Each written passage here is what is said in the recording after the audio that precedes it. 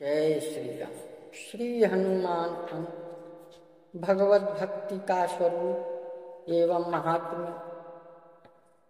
तब यह बात समझ में आ जाए कि जो कुछ सत्यता, प्रियता और ज्ञान जहाँ कहीं दिखते हैं वे सब उसी की महानता है। जैसे प्रत्येक मिठाई में मीठापन चीनी का ही है, जैसे लड्डू, जलेबी, बर्फी, रसगुल्ला और कलाकंद आदि सभी चीनी को लेकर ही मीठे हैं, तो सब समय निरंतर उसकी स्मृति रह सकती है। मनुष्य का सबसे अधिक प्रेम उससे होना चाहिए जो उसके निकटतम है। यह नियम है कि जिसमें प्रेम होता है उसकी स्मृति अपने आप होती है। अतः साधक को देखना चाहिए कि मेरे अत्यंत समीप कौन है, क्योंकि सुंदर जीवन को विकसित करने के लिए अपने निकटतम को देखना परम आवश्यक है। विचार करने पर ज्ञात होगा कि हाथ, पैर, आँख और इंद्रियों को छोड़कर भी मनुष्य प्राण को रखना चाहता है। अतः उनकी अपेक्षा भी प्राण अधिक निकट है। प्राणों से अत्यंत निकट वह है जिसके लिए प्राणों का भी त्याग किया जा सके। वह है अपना नित्य साथी परमेश्वर, जो जीव से कभी अलग नहीं होता। वही जीव का अपना सा है। जो साधक दूरी से बचकर अत्यंत निकटतम होकर जा रहता है उसकी ओर सबका आकर्षण हो जाता है।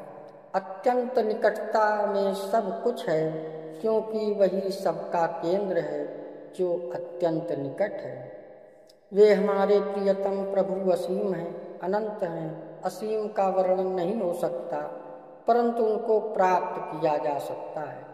वे जीव को उसके साधक से नहीं किंतु स्वयं अपनी कृपा शक्ति से द्रवित होकर मिलते हैं। जीव का स्वभाव तो बालक जैसा है और प्रभु का स्वभाव माँ के सदृश।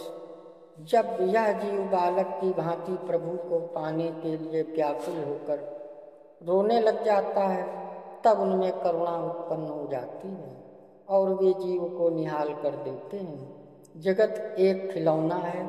जब तक जीव बालक की भांति इस जगत रूप खिलौने से खेलता रहता है, इसे प्रभु के प्रेम रस की भूख नहीं लगती, उसके लिए वह व्याकुल नहीं होता, तब तक भगवान भी तमाशा देखते रहते हैं, उसे मिलते नहीं। पर जब साधक को बालक की भांति भूख लग जाती है, अर्थात जैसे भूख लगने पर बालक माँ का दूध पीने के लिए व्याकुल हो जाता है, खिलौने का मोह छोड़कर उसको फेंककर माँ को पुकारने लग जाता है, वैसे ही जब प्रभु के प्रेम रस की भूख लग जाती है और इस जगत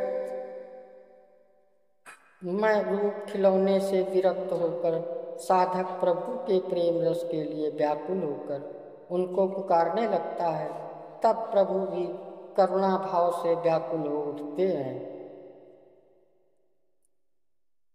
फिर विलंब नहीं कर सकते, वे तत्काल ही प्रेमी साधक को अपने प्रेम का रस प्रदान कर देते हैं। ये था श्री हनुमान अंक में भगवत भक्ति का स्वरूप एवं महात्म्य। अगर आप हमारे चैनल में नए आए हैं तो सब्सक्राइब करें, लाइक करें, शेयर करें। जय श्री राम।